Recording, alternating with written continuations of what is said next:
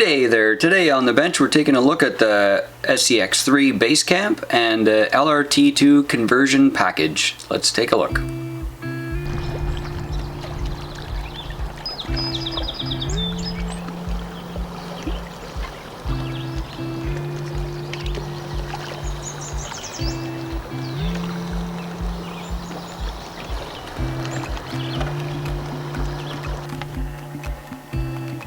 Here's a look at the Axial base camp.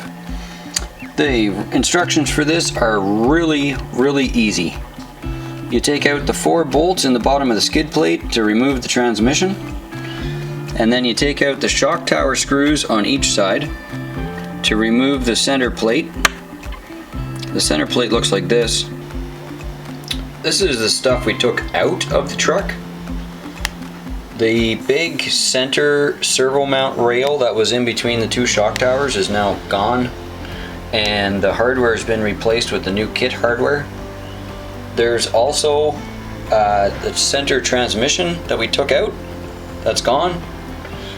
The steering link that came with the truck is now gone. These 2 pieces right here are actually from the track bar. The track bar spacer has been taken out.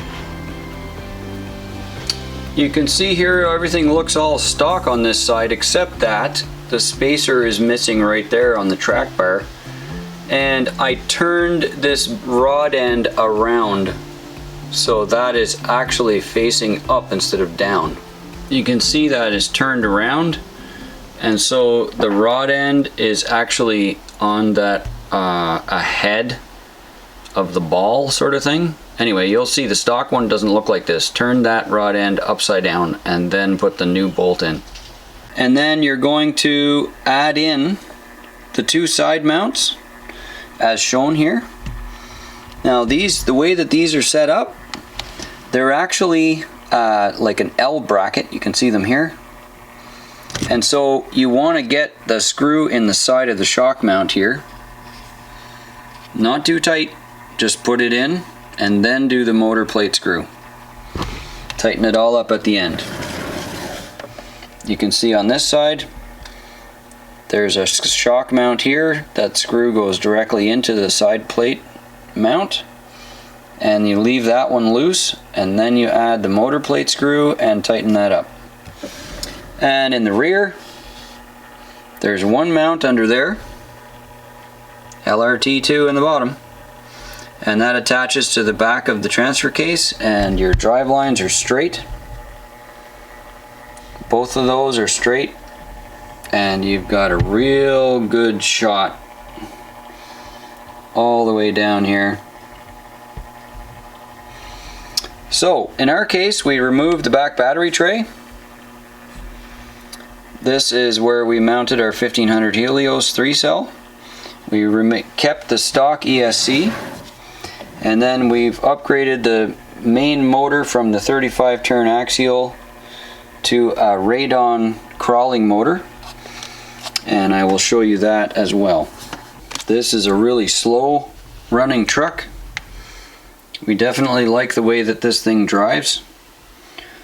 The motor install that we've added is a 16 turn 5 slot. It is a 540 size can, although you can definitely put a 550 size can in here. There's a lot of room in the front. There's a lot of room in the front here between the motor can and the servo. Lots of room. We chose to put the receiver way up high here. I noticed in the instructions for the base camp they asked if you were going to run it in water to move the receiver from down here into a waterproof box or up high. I chose to put it up high, and it's just taped on the back of the servo. The servo mount is an original piece of equipment that came on the truck. There's already a servo mount spot right there, and we simply added the steering servo to the front slots. You'll notice here in the front The servo is the factory horn. It's the factory servo. It uses the original screws. And there's a new steering link that comes in the kit to replace the factory steering link so that the geometry is correct.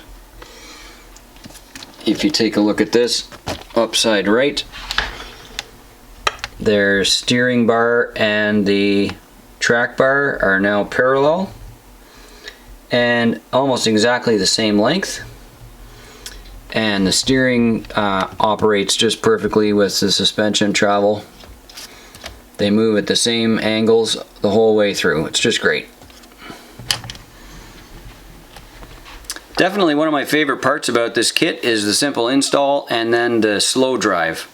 So we slowed down the motor a little bit from something like a 2500 kV on the 35 turn stock motor, and we increased the torque a little bit with the 5-slot motor.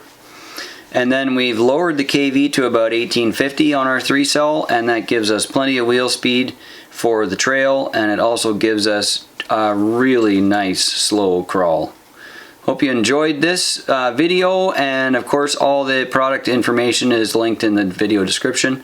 You can take a look there, and if you have any questions, feel free to email the store at gcmracing.ca. We'll see you on the next one.